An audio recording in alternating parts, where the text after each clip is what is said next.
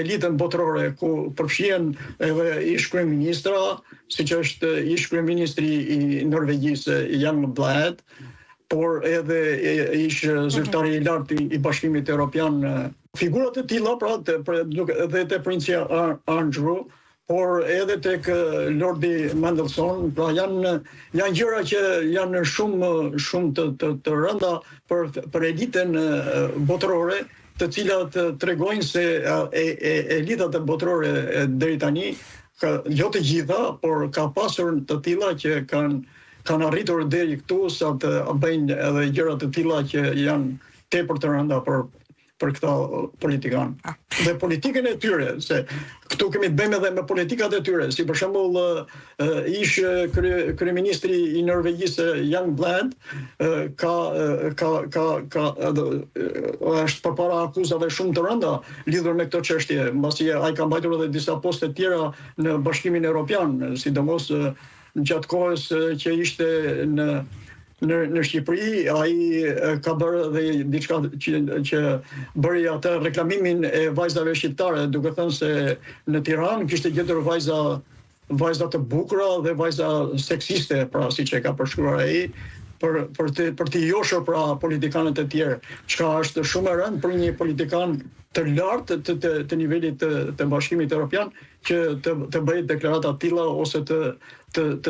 shpërndaj informacione të tilla nëpërmjet kolegëve të tij ose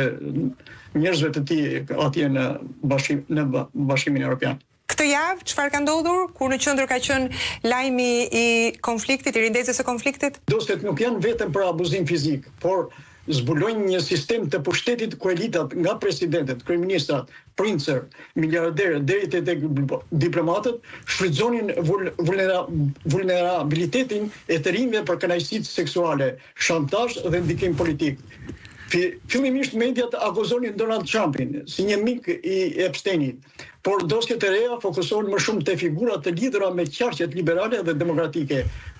Por që ka fakte, por që ka dhe fake news, manipulime me IT dhe super konspiracione, as që diskutohet. Për këtë dhe Departamenti I Drejtësisë së Shteteve të Bashkuara ka pranuar që megjithse ka bërë një editim të madh të këtyre materialeve, por ajo periudha, koha e shkurtër ndoshta dhe materialet e mëdha që janë rreth 3 milion fajlla e ka bërë të vështirë dhe editimin e të gjitha materialeve dhe publikimin e disa materialeve të cilat mund të kenë kaluar dhe janë shumë të ndjeshme këtu në Shtetet e Bashkuara të Amerikës. Por ajo që është me kryesorja është kjo, pra, që diçka po lëvizte në drejtsinë,